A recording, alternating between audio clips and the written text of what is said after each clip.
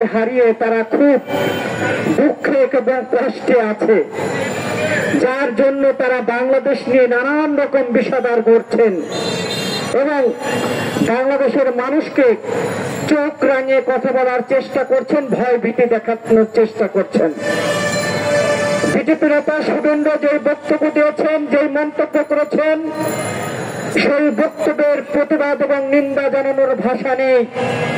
তবে শুভেন্দুকে বলতে চাই, এই ভারতে আপনারা যারা আছেন তারা হলো চোরের দল, তারা হলো ভিতর জাতি। 1971 সালে আমাদেরকে সহযোগিতা করেছেন, আমরা সেটা স্বীকার করি, কিন্তু সেই 1971 সালে যুদ্ধের পরে হাজার হাজার কোটি টাকার সম্পদ এই ভারত লুট করে বাংলাদেশ থেকে নিয়ে গিয়েছে, সেটা কিন্তু আমরা ভুলিনি। কাজেই শুভেন্দু কথাবার্তা যা বলবেন মেপে ছেপে বলা উচিত বলে আমরা মনে করি। আপনি বলেছেন আমাদের বিএনপির নেতা শাড়ি পরিয়েছে, তার বউ কয়টা? শুভেন্দু, আমরা জানি আপনারা যারা ভারতের রাষ্ট্র ক্ষমতায় আছেন তারা পরকীয়া করতে খুব পছন্দ করেন। তার প্রমাণ শেখ হাসিনার সাথে আপনারা পরকীয়া করেছেন। বাংলাদেশের জনগণের যখন আপনাদের বিরুদ্ধে কথা বলে তখন আপনারা বলেন যে বিয়ে কয়টা করেছে। শুভেন্দু, বাংলাদেশের মানুষ পরকীয়া করতে বিশ্বাসী না। বাংলাদেশের বিএনপি সহ অন্যান্য রাজনৈতিক দল পরকীয়া করতে বিশ্বাসী না, কিন্তু আমরা দেখছি কসাই মোদি এবং বিজেপির যে সকল নেতারা আছেন তারা পরকীয়ায় ব্যস্ত থাকেন। এই পরকীয়া প্রেমিক আপনারা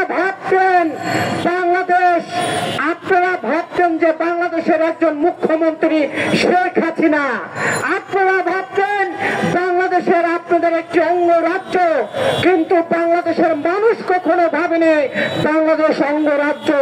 এই শেখ হাসিনার নতজানু পররাষ্ট্র নীতির কারণে গত 15 বছর আপনারা আমাদেরকে ভোট থেকে দূরে রেখেছেন, গণতন্ত্র থেকে দূরে রেখেছেন। পরকীয়া প্রেমে অনেক জ্বালা, তার প্রমাণ শুভেন্দু এবং কসাই মোদি বুঝতে পারছে। এই পরকীয়া প্রেমিককে যখন বাংলাদেশের মানুষ নিক্ষেপ করে মোদির কোলে দিয়েছে, এখন মোদি অশান্ত হয়েছে।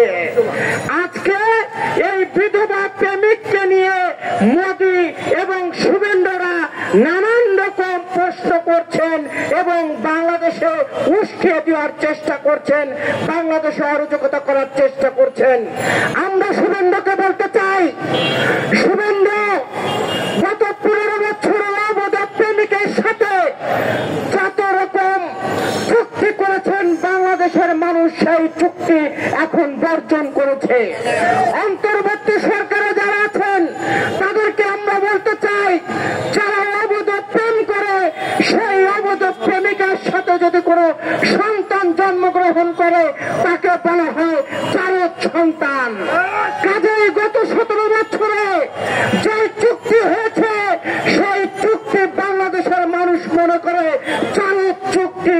এই চুক্তি বাংলাদেশের মানুষ মানে না।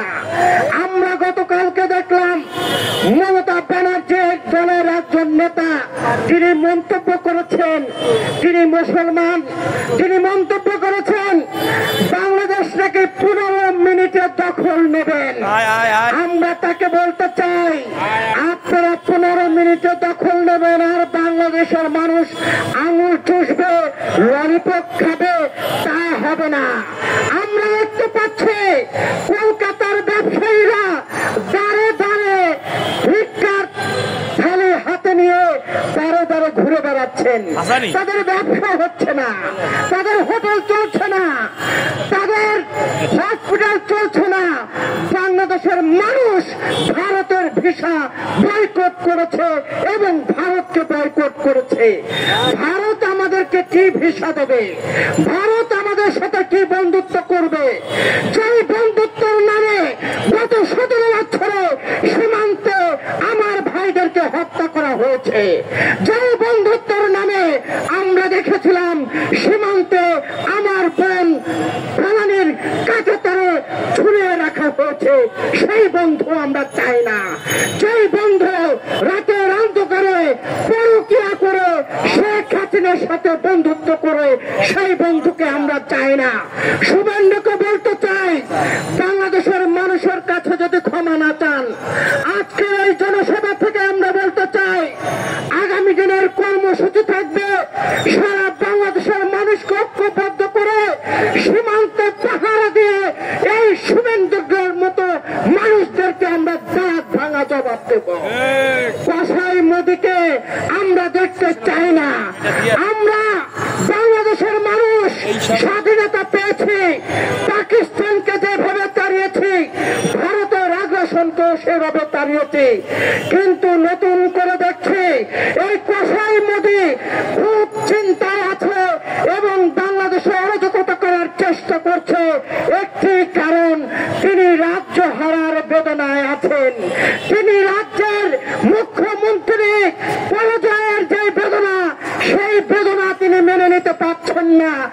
এখনকার বাংলাদেশ শক্তিশালী বাংলাদেশ, এটা কোনো শেখ হাসিনার বাংলাদেশ নয়, এটা কোনো মুখ্যমন্ত্রী শেখ হাসিনার বাংলাদেশ নয়। এখন এই বাংলাদেশের প্রধান রাষ্ট্র ক্ষমতায় আছেন একজন নোবেল বিজয়ী, তাকে ধন্যবাদ জানাই। বাংলাদেশ নিয়ে তিনি যেই মন্তব্য এবং ভারতের সাথে যেই কথাবার্তা চালাচ্ছেন তাকে ধন্যবাদ জানাচ্ছি। অন্তর্বর্তী সরকারের পাশে আমরা আছি, অন্তর্বর্তী সরকারের ভয় পাওয়ার কিছু নেই। ভারতকে দেশের মানুষ বয়কট করেছে, আমরা এখন